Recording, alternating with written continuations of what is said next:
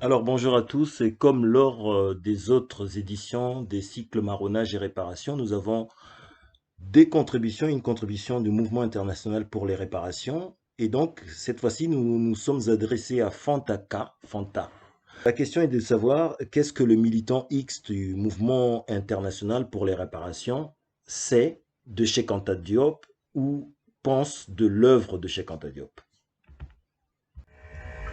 Je vais répondre à la question de Boutalema, qui me demande de dire en quelques mots ce que le militant X du Mouvement international pour les réparations pense de Cheikh Anta ou sait de l'œuvre de Cheikh Anta Diop. Ce qui finalement revient à m'interroger sur le lien que ce militant lambda du MIR fait entre l'œuvre de Cheikh Anta et les réparations. Alors déjà, avant de commencer, oui, je confirme que les militants en lutte pour les réparations accordent généralement une importance particulière au parcours et à l'œuvre de Cheikh Anta Diop, et qu'ils considèrent que les travaux de Cheikh Anta s'inscrivent dans une démarche de réparation. Les militants s'intéressent généralement au parcours parce que déjà c'est le caractère atypique de ce parcours dans le contexte d'alors, qui va conférer à l'œuvre de Cheikh Anta un caractère d'exception, puisqu'en fait on est en présence d'un scientifique, pour ceux qui ne le sauraient pas, qui a quand même fait sa spécialisation en chimie nucléaire et en physique nucléaire chez les Curie, donc ça veut dire à Paris, à l'Institut du Radium et au laboratoire qui à l'époque était dirigé par Frédéric Joliot-Curie. Et il faut donc savoir que c'est cette compétence qui va le distinguer de tous ceux qui avant lui ont travaillé dans la recherche en histoire, puisqu'il va mettre les techniques de datation, il va le mobiliser, en fait ce savoir du physicien, si vous voulez, il va mettre ces techniques au cœur de son investigation en histoire. D'abord, il est très important de se remettre dans le contexte, un contexte qui est très différent du contexte d'aujourd'hui. Cheikh Anta est né au début des années 1920, il y a donc un siècle, à une époque où tout le monde sait que les intellos, les intellectuels à l'époque, recevaient une éducation qui était fondée sur ce qu'on appelait les humanités classiques européennes, à savoir l'étude des auteurs anciens, les Grecs et les Latins.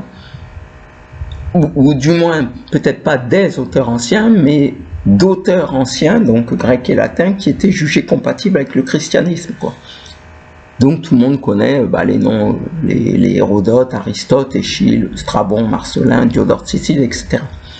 Et ce que ces auteurs anciens écrivent, c'est que les Égyptiens sont noirs de peau, qui sont lipus, veulent dire qu'ils ont des lèvres épaisses et qu'ils ont des cheveux crépus.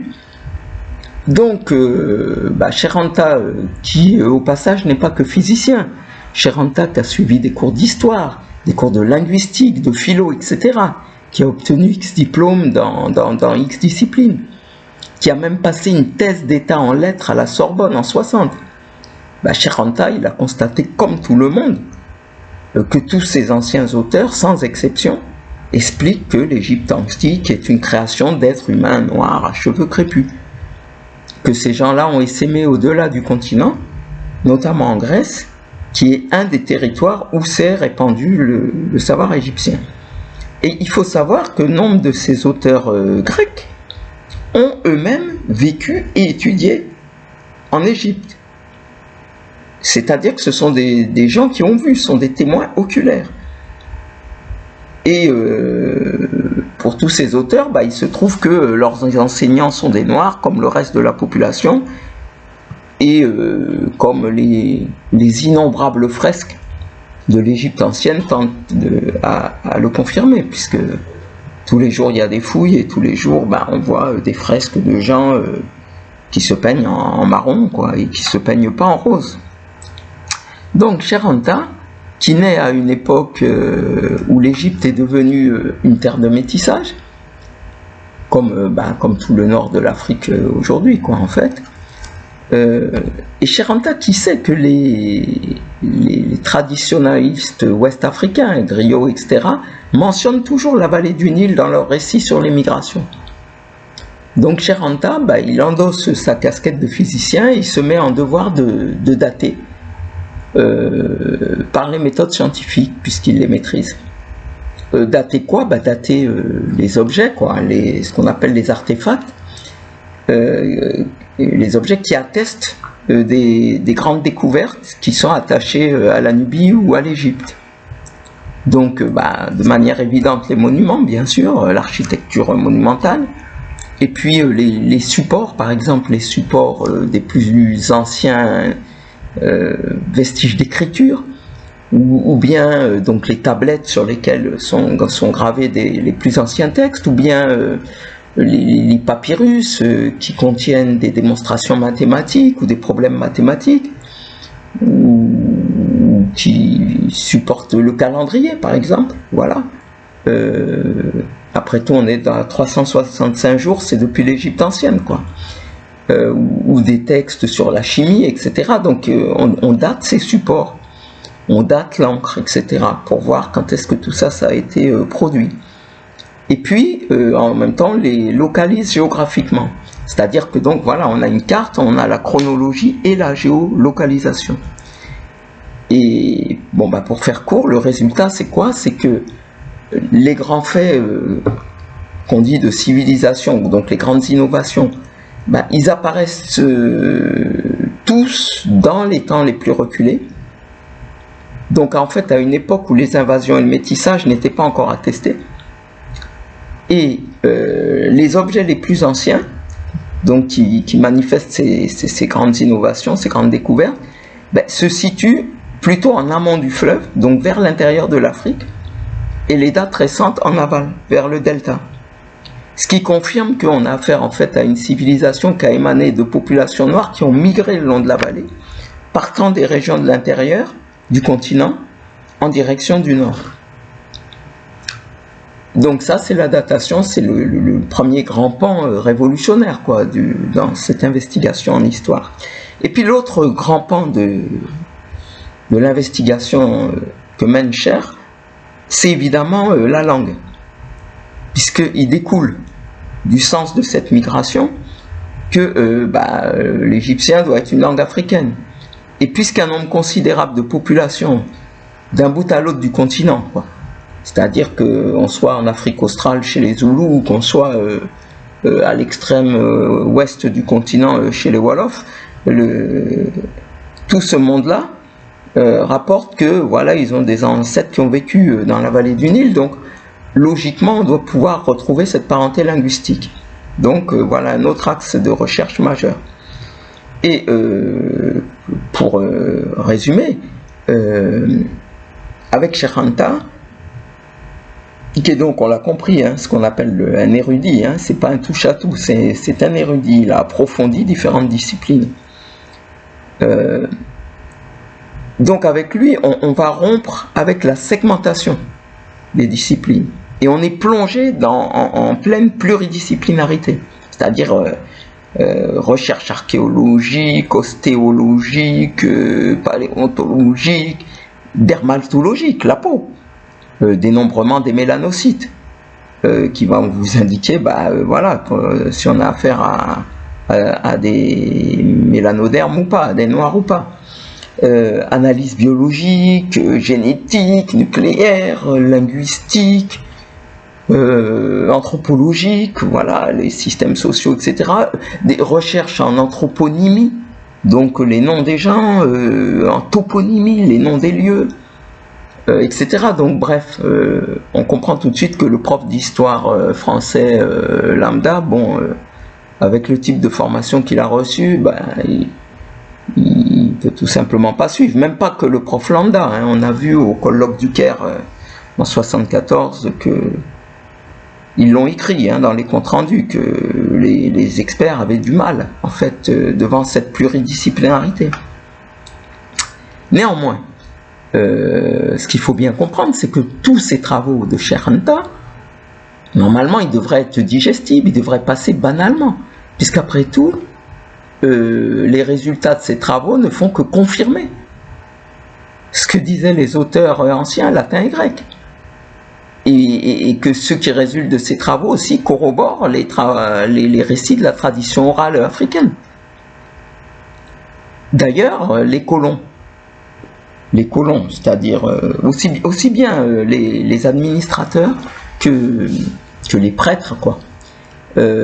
Tous ceux qui sont intéressés aux cultures locales parmi eux, ceux qui par exemple ont rédigé des dictionnaires des langues africaines ou bien ont essayé de collecter les traditions orales en manière d'histoire, de contes, de proverbes, etc. Tous ces gens-là n'ont pas manqué de cosmogonie. Tous ces gens-là n'ont pas manqué, en tout cas pour tous ceux qui avaient une érudition en civilisation antique, de faire ici et là des recoupements. Et donc c'est pas nous, c'était des colons et ils ont fait des recoupements. Et parfois on n'est plus au stade du recoupement. Quand vous lisez par exemple les travaux de la linguiste Lilia Somberger,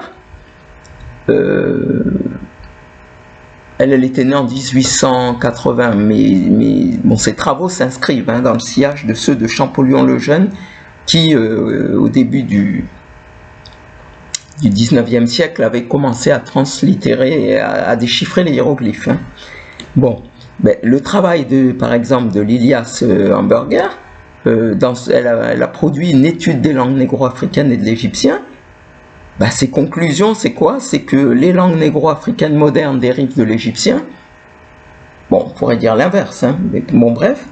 Et elle indique par exemple que les langues mandées, donc de l'Afrique de l'Ouest, elle vous dit ça représente un dialecte copte, donc l'égyptien, peu modifié.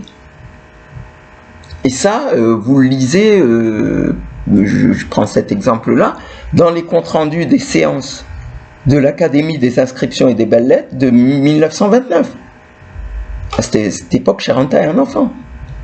Et vous le lisez dans ces comptes rendus parce que Hamburger, elle s'adresse très officiellement au Gotha intellectuel de l'époque. Et ça ne provoque pas de bouleversement particulier. Puisque tout ça, ça ne fait que confirmer ce que ces gens savent. Si maintenant vous allez puiser du côté anglophone, et en particulier aux États-Unis, à l'époque où Cheikh Anta Diop est encore un adolescent, vous avez à disposition des ouvrages de X auteurs importants, notamment dans la communauté noire, qui au 19e siècle et au début du 20e ont écrit sur l'origine africaine noire de la civilisation égyptienne. Et par exemple, puisque je vous ai parlé d'Hamburger, par exemple, on va relever qu'une personnalité majeure, comme Dubois, William Edward Begard Dubois, W.E.B. Dubois, en anglais, W.E.B. Du Bois, bon, qui était né en 1868, donc après l'abolition de l'esclavage là-bas, il avait déjà vu ce qu'il convenait de faire, il avait déjà dégagé les axes de recherche prioritaires, et par exemple, il avait essayé d'établir le contact avec la chercheuse dont je viens de parler précédemment, Lilia Somberger, la linguiste. Et ça, dès les années 30. À ce moment-là, je veux dire, Cheikh, c'est un enfant. Donc, il ne faut pas oublier que dans cette première moitié du XXe siècle, les intellos et tous les prêtres, pasteurs, etc., lisent encore les classiques en latin, en grec. Et donc, la situation est très différente de ce qui va advenir à partir, en gros, de la guerre. Où le prestige va glisser en Occident de la culture avec un grand C, le grec latin, quoi, aux mathématiques, études d'ingénieurs, et puis, maintenant, c'est carrément les grandes écoles du commerce et la finance, quoi. Bon. Donc, il est important de comprendre que dans ce temps-là d'après-guerre, en parallèle de ce déclin des humanités classiques, donc de l'accès direct au texte, le problème qui va surgir, enfin je dis problème, mais c'est plus qu'un problème pour l'Occident, c'est le bouleversement, disons, qui va se profiler, c'est la décolonisation. Et pour nous, pour les Noirs, en tout cas, 1945, c'est le congrès de Manchester, c'est le congrès panafricain de Manchester, Et diaspora et continent sont réunis avec, pour le continent, les Jomo Kenyatta, les Nkrumah, etc. Et le mot d'ordre, c'est décolonisation.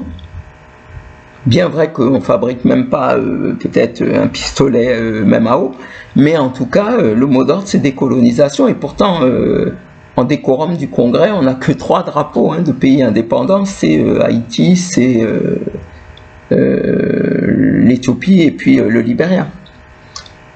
Mais le mot d'ordre est là, tout le monde est d'accord, il y a les amis Garvey, enfin il y a, voilà, le continent et diaspora ont un agenda clair, quoi. Il n'y a pas de confusion. Et ça, c'est une nouvelle donne majeure. Parce que tant qu'il y a colonisation et toute puissance, le pouvoir colonial dicte. Il dicte son credo aux éditeurs des ouvrages scolaires, il oriente la recherche, il définit le cadre de ce qui doit être publié et de ce qui ne doit pas l'être. Mais dès lors que ces pouvoirs coloniaux sont en perte de vitesse et commencent à être vaincus, donc on va sur la décolonisation, la recherche et les publications s'émancipent. Je rappelle que par exemple pour Cheikh Anta, Nation d'agriculture s'est publié en 1954. Et là, et puis c'est l'époque des Frantz Fanon, etc. Et là, le pouvoir colonial entre dans une nouvelle ère, où il va en permanence être sur la défensive, en train de justifier, ou de tenter, quoi, de justifier ce qu'il a fait. Ce qu'il a fait, c'est surexploitation et crime, il faut se le dire. Et c'est à ce moment que ces pouvoirs se mettent à produire frénétiquement une histoire falsifiée. Soyons clairs, ceux qui à cette époque, là on est dans les années 50, vont diriger cette falsification, ils ont lu les mêmes auteurs anciens, grecs et latins que Cheikh Anta et d'autres. Ils savent très bien ce que ces auteurs disent. Mais bon, voilà, ces pouvoirs-là sont embarqués dans une fuite en avant et sachant maintenant que de moins en moins de gens lisent les auteurs dans le texte, ils vont pendant un temps bricoler en traficotant au niveau des traductions, quoi. Tout ça, ça peut pas aller très loin, mais bon, c'est, voilà, ça va être leur angle d'attaque. Donc, dans les traductions, je sais pas si c'est marqué noir, ils vont vous mettre café au lait, quoi. Bon, tout ça, ça va pas loin. Alors bon, revenons-en à notre centre d'intérêt. Qu'est-ce que le militant de base aujourd'hui comprend, quoi, en fait, et retire de tout ce travail fondateur de Cheikh Anta? Déjà, c'est que, primo, il retire que c'est au niveau de l'équateur, en gros en Afrique, que l'humanité semble, en l'état actuel de nos connaissances, semble être d'abord apparue, et que cette humanité était noire. Et que c'est par la suite que ces gens ont migré vers le nord. On a fait les datations, les plus anciens squelettes, on a analysé ces squelettes, de toute évidence, ce sont des noirs, et les plus anciens squelettes, c'est là-bas qu'on les trouve. Secondo, que la civilisation mère, si on peut dire, est parue en Nubie et a migré en Égypte. Ce que les Égyptiens disaient, il n'y a rien de novateur, mais tout ça c'est confirmé par les fouilles, etc. Tertio, que l'essentiel du corpus scientifique et philosophique qui nous a été légué par l'Égypte, qui a été donc légué à l'humanité par l'Égypte, a été élaboré par une population noire antérieurement et produite antérieurement aux invasions et au métissage avec les populations européennes et asiatiques. Et puis, en quatrième et dernier point, je pense que l'Égypte antique est africaine, quoi. Africaine, dans sa localisation, évidemment, puisqu'elle est sur le continent africain, dans son peuplement, dans sa pensée, dans sa langue, dans son écriture. Quand on comprendra toutes les classifications sous-jacentes et la symbolique sous-jacente à cette écriture, on voit tout de suite, d'ailleurs, il y a des homographes avec des déterminatifs derrière, on comprend même qu'on a affaire en fait à une langue atome. C'est-à-dire que, bien sûr, selon la tonalité que vous mettez, bien sûr, le sens diffère. Et bon, tout ça, c'est des choses qui sont en cours de compréhension, mais qui sautent déjà aux yeux, quoi. Et donc, elle est africaine dans sa culture, et on comprend bien que la Grèce classique la vénère parce que c'est la terre-mère des sciences, et que la plupart des Grecs qui ont laissé leur nom à la postérité ont été formés en Égypte, quoi. Les Pythagore, les Thalès, l'Hippocrate pour la médecine, les Archimède, etc. Bref. Et ce que le militant de base sait, concernant la France maintenant, c'est que la France elle est hors jeu, bien sûr, pour ce qui concerne l'enseignement de l'histoire africaine, mais bon, il n'y a rien d'extraordinaire à ça. Je veux dire, si elle était hors jeu pour l'histoire de France, là c'est un autre problème, mais hors jeu pour l'histoire africaine, c'est pas rien d'extraordinaire là-dedans. Mais on constate que, en même temps, qu'elle est très inquiète du fait que les Africains et descendants d'Africains qui vivent dans la diaspora, se forment de plus en plus librement en histoire. D'autant qu'avec Internet, les infos circulent. Et ce que le militant de base, lui, voit et perçoit très bien, c'est que pour reprendre la main, en fait, l'État français a créé une chaire d'histoire africaine récemment, quoi, à la rentrée 2019 au Collège de France, afin en fait de se remettre à produire des doctorants qui vont être contraints de relayer le credo du maître. Et là, en l'occurrence, le boss, c'est Fauvel, quoi. François-Xavier Fauvel, donc alors sur le site du collège, avec un portrait un petit peu ridicule, là où il essaie, je sais pas, de se donner un regard profond, je sais pas, le regard de l'initié, quoi, on suppose. Et donc, Fauvel, pour mémoire, quand même, qui primo a consacré sa thèse à la destruction du travail de Cheranta, et secondo, c'est ensuite, par la suite illustré, en dirigeant un ouvrage collectif, nullissime, au demeurant, qui visait à démonter l'afrocentricité. Donc le genre obsédé par le noir, penché sur son ordi à guetter ce que dit le noir, quoi. Bref, et pour en revenir au fond, il faut quand même rappeler que l'afrocentricité, qu'il a essayé vainement de tourner en dérision, en faisant une idéologie, en fait c'est un concept qu'on trouve initialement sous la plume de Dubois, W.E.B. Du Bois, dont j'ai parlé précédemment, quand celui-ci, au milieu du XXe siècle, s'attelle à organiser la rédaction d'une encyclopédia africana. Si vous voulez, ça s'inscrit en contrepoint de l'Encyclopédia Britannica, dont on voit les biais et les contours. Et lui décide qu'il nous faut une encyclopédie africana, que sera utile non seulement à notre communauté mais au monde. Et il précise bien que le focus sera afrocentrique, mais en veillant à toujours saisir les faits d'histoire dans leur interaction avec le reste du monde.